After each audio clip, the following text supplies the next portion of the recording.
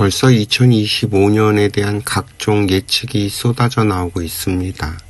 벌써 10년 넘게 트렌드 코리아를 발표해온 그 서울대 김난도 교수팀도 그렇고, 또 시대예보라는 책을 낸 송기령 씨도 그렇고, 또 코로나 시기에 많이 알려진 그 세계 미래 보고서 같은 것들도 있고 말이죠.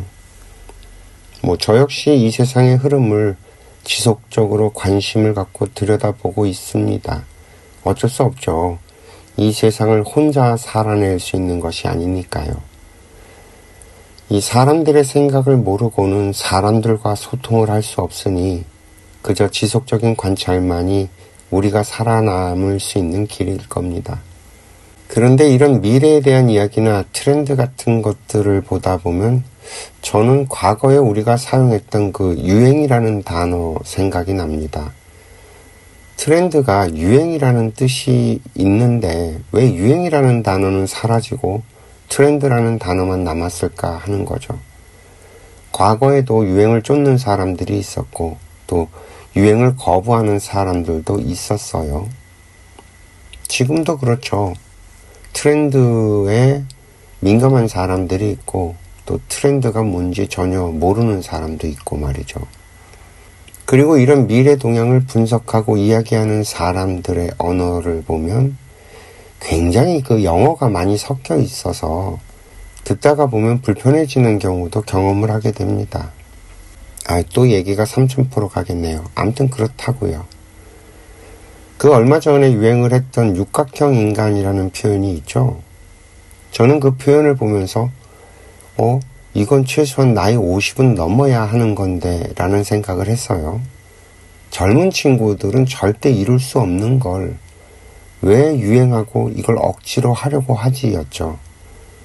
오늘은 이 이야기로 시작을 해서 2025년 트렌드들의 이야기를 해보겠습니다. 저희 인생학교에서는 끊임없이 인간의 본질을 이야기합니다. 이 본질을 이해하면 트렌드가 됐던 사람의 의식의 흐름이 어찌 됐던 흔들리지 않고 또 자극받지 않고 나의 길을 걸어갈 수 있다고 봅니다. 다시 말씀드리지만 우리 인간은 인과의 사슬에 의해 내가 기억하지 못하는 저 어느 생애부터 진 빚을 갖고 또 빚을 받아가면서 그 과정을 통해서 영적인 진화를 해야 하는 의무를 가진 존재들입니다. 부처님도 하나님도 그 어떤 것도 이 포맷에서 벗어나는 건 단 하나도 없습니다. 이 우주 자체가 하나님께서 바로 인과의 법칙으로 운영이 되니까요. 이것이 본질입니다. 이 본질로 세상의 모든 것들, 세상의 모든 이야기들이 한 줄로 정리가 돼야만 합니다. 이해가 좀 되셨을까요?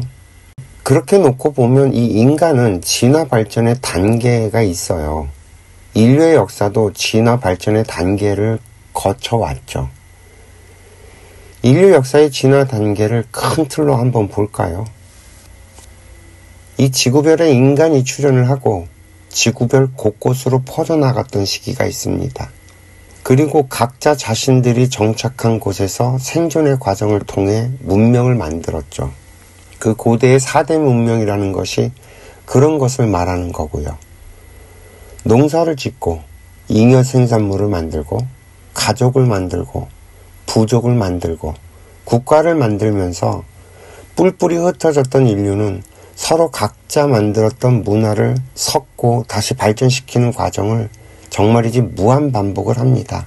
인류의 역사가 거의 다 이거의 과정이었다고 해도 과언이 아닐 거예요. 각자 자신들의 영역에서 만들어진 생각들, 관습들, 문화, 종교 같은 것들로 때로는 전쟁도 불사하고 때로는 교육을 통해서 전파되면서 말이죠.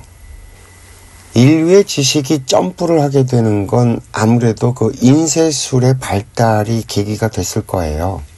지식과 정보를 지도층에서 독점하던 시대에서 대중들이 글을 알고 교육을 받는 시대로 전환이 되면서 지식은 갑자기 증폭이 됩니다. 그리고 드디어 자본이 만들어지고 산업혁명이 일어나고 하면서 수천 년 반복됐던 인간의 삶의 방식이 다시 한번 대변혁이 일어나게 되죠. 전 세계로 흩어진 인류가 무역이라는 이름으로 연결이 되기 시작을 한 겁니다. 그러나 지식의 발전에 어울리는 인성을 갖추지 못했던 인류는 결국 대충돌이 일어납니다.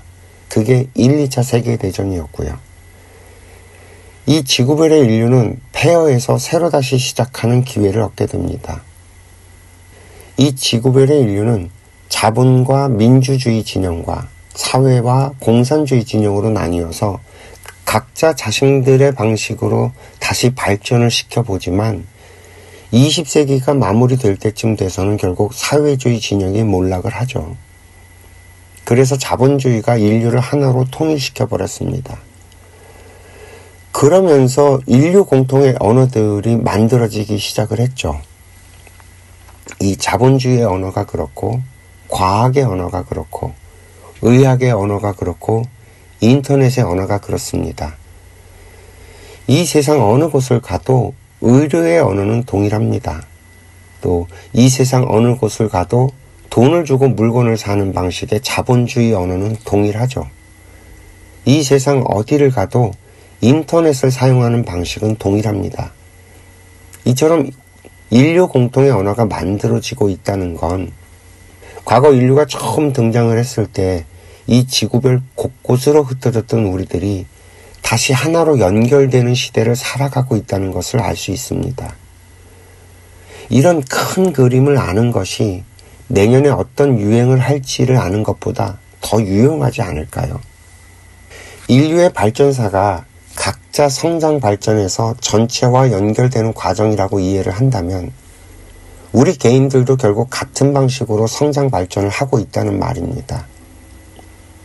각자 자기가 태어난 곳에서 자기 성장을 하고 난 뒤에 이 세상에 나와서 이 세상과 연결되어 가는 과정을 겪으면서 다시 한 번 더 성장 발전을 하는 거죠. 그렇게 성장을 하면 결국 나이가 들어서는 육각형 인간이 저절로 되지 않을까요? 문제는 우리들이 이런 큰 그림을 보지 못하고 편협하게 자기 자신만을 알고 살아온 탓에 저절로 육각형 인간이 될 기회를 놓친 것뿐이겠죠. 이해가 좀 되셨을까요? 이번에는 몇 년 전 유행을 하기 시작했던 그 소확행과 또 내년의 트렌드라고 하는 아보하라는 것으로 이야기를 좀 해봅시다. 이 아보하라는 것은 아주 보통의 하루라는 말을 줄인 거라고 하더라고요. 그 소소하지만 확실한 행복이 아주 보통의 하루로 넘어가고 있는 중이라고 합니다. 그런데 저는 이 표현이 처음 나왔을 때부터 불가능한 꿈을 꾸고 있다고 말을 해왔습니다. 이 소확행에서 이 행복이라는 대한 설정이 잘못됐으니까요. 앞서서 인류의 진화 발전의 단계를 설명했던 것처럼 인간은 영적인 성장을 하는 존재들입니다. 그 사랑이니 행복이니 하는 이야기들은 현재 인류가 도달하기 위해서 걸어가고 있는 중이죠. 모든 인간은 행복해지고자 합니다. 그러나 그 행복이 어떻게 해야 이루어지는지 인류는 아직까지 답을 찾지 못했죠. 사랑도 마찬가지입니다. 일전에도 설명을 드렸듯이 인류가 그 사랑을 해서 결혼을 한다는 이 실험은 불과 200여 년 정도밖에 되지 않은 실험입니다. 그러나 사랑을 해서 결혼을 한다는 이 실험은 이제 실패로 마감이 되고 있죠. 당연한 일입니다. 사랑은 그런 방식으로 하는 게 아니니까요. 사랑을 해서 결혼을 한다는 이 낭만주의적 사고방식의 정점에 있었던 그 라이너 마리아 릴케는 어느 시인의 고백이라는 책에서 이렇게 말을 합니다. 사랑은 가장 완성된 인간이 할 수 있는 것이라고 말이죠.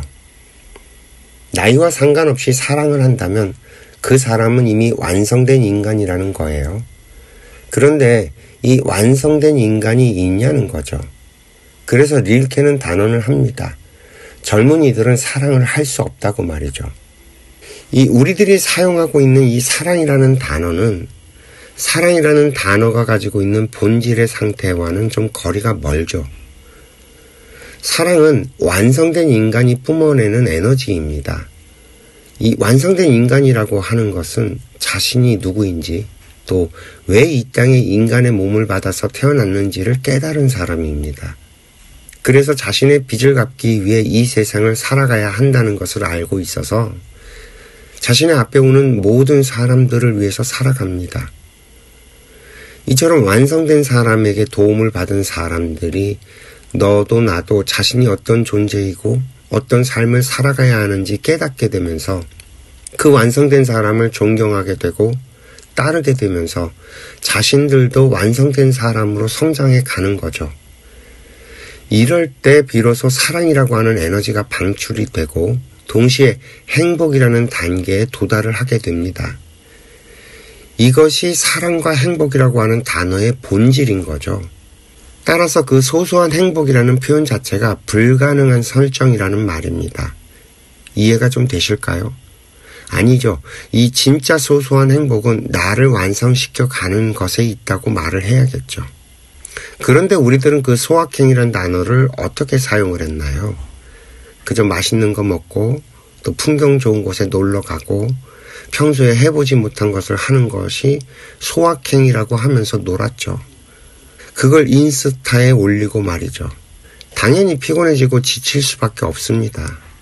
어디 여행을 갔다고 인스타에 올리고 자기 개발을 한다고 인스타에 올리고 이게 행복이랑 무슨 관계가 있는지 말입니다.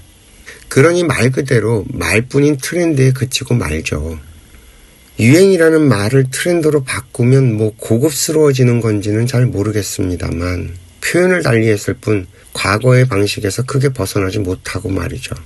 그런 흐름에서 탈피하고자 하는 흐름이 아주 보통의 하루라는 아보하라고 합니다.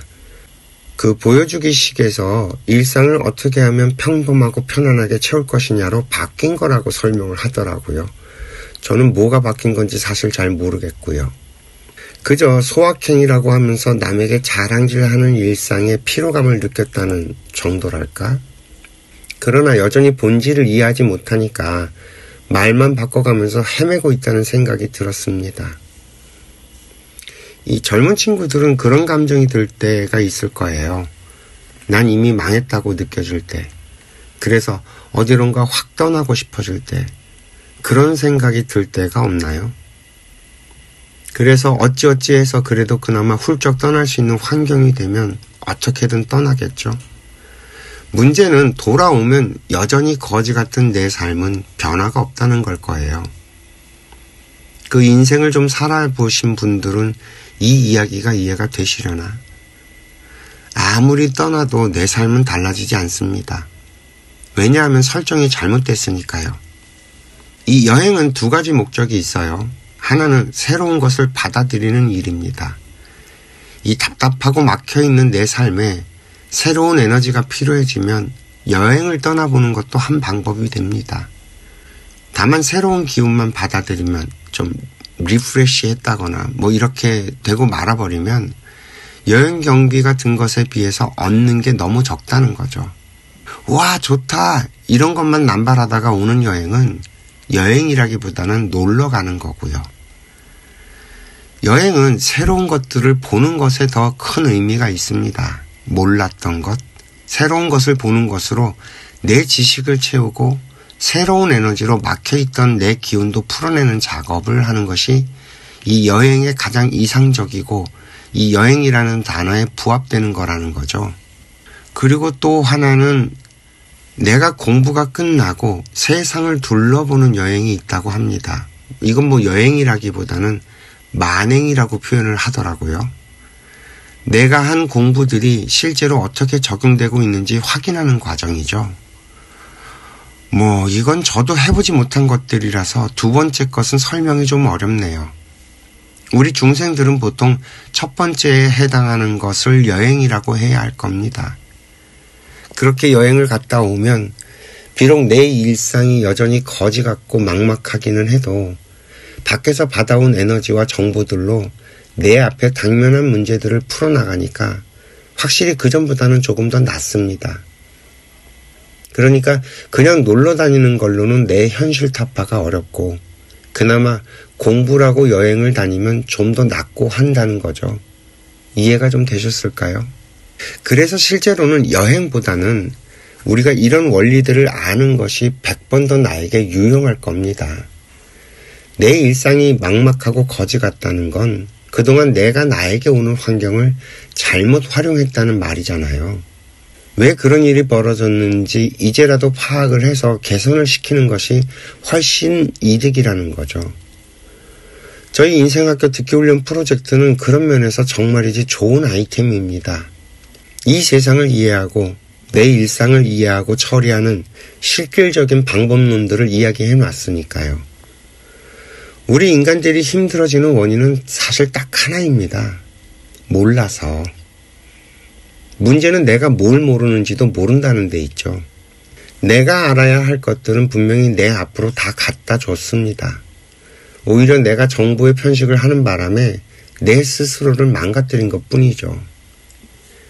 이제라도 습관을 바꾸면 내 어려움은 서서히 풀려갑니다. 간단해요. 이 세상에 아닌 것, 틀린 건 하나도 없다는 겁니다. 이 세상은 인과의 법칙으로 정확하게 작동을 하고 있고 그 결과가 세상에 드러나는 것이라서 전쟁 역시 원인과 결과에 의해 벌어지는 현상이라는 겁니다. 인간이 어떻게 그럴 수 있냐라는 이 바보 같은 소리를 하는 한 우리들은 어려움에서 벗어날 길이 없죠. 그 노벨상을 받은 한강의 소설은 한강이 이 세상을 살고 경험하면서 알아간 것들로 자신의 인생을 풀어가는 이야기입니다. 우린 그저 그 정보를 받아두기만 하면 되는 거고요. 수많은 인간들이 풀어내는 각자 자기의 인생을 우린 그저 보고 듣고 하면서 받아두기만 하면 됩니다. 그 모든 것들을 인정하고 존중할 때 비로소 내 인생의 길이 보이고 열리니까요. 내 인생은 내게 전달된 정보들의 총합에 의해서 운영이 됩니다. 그러니 정보가 다양하고 많으면 많을수록 내 인생은 다채롭게 발전을 하겠죠. 만약 나에게 오는 정보들을 내 것이 아니라고 흘려보내면 그만큼 나는 좁고 답답한 인생을 살 수밖에 없고요. 이것도 인과의 법칙에 의해서 당연히 그렇게 될 수밖에 없는 것들입니다. 이렇게 해서 2025년도의 트렌드들은 우리들이 점점 무해한 것을 찾는다고 말을 해요. 그러면서 푸바오의 예를 들더라고요. 그동안 너무 자극적인 것에 노출이 되어서 피로도가 쌓였다는 거죠. 그래서 물멍, 불멍 같은 멍 때리기를 하는 컨텐츠들이 유행을 한다는 거였죠. 저는 이 설정도 참 문제가 심각하다는 생각이 들었습니다. 애초부터 나에게 유해한 것은 없다는 거죠. 오히려 내가 편식을 했다는 거예요. 다시 설명을 합니다. 인생의 목적은 어디에 있다? 오직 영적인 진화에 있다. 그렇다면 나에게 보이고 들리는 모든 것들은 나에게 도움이 될 뿐이지 유해한 것이 아니라는 거죠. 오히려 나는 내 마음에 드는 것, 내가 좋아하는 것 하는 식으로 편식을 해서 스스로를 해롭게 만들어 왔다는 겁니다. 유행이 그렇죠. 트렌드라고 부르는 것들이 그래요. 그것만을 쫓으니까 문제인 거죠. 유행이니 트렌드니 하는 것들을 거부하는 것도 문제가 되고요. 그저 그렇구나 하고 받아두면 이것들이 내 속에 들어와서 다른 것들과 섞이고 융합을 하면서 저절로 나를 채워줄 텐데 말입니다. 우리는 어떤 것을 보고 이야기를 들으면서 자꾸만 분석을 하고 분별을 합니다. 그리고는 이건 아니야, 저건 아니야 하면서 품평회를 하죠. 그러면서 내게 거부감이 들거나 이해가 되지 않는 것들은 외면을 하거나 흘려버립니다. 이렇게 시간이 지나버리게 되면 나는 습관을 만들어지고 기호가 만들어지고 하면서 내 인생이 한쪽으로 편향되게 흘러가게 됩니다. 이것이 우리 불행의 시작인 것이고요. 이거든 저거든 그 어떤 것이든 일단 받아두고 인정하고 존중을 하는 습관으로 바꿔보세요.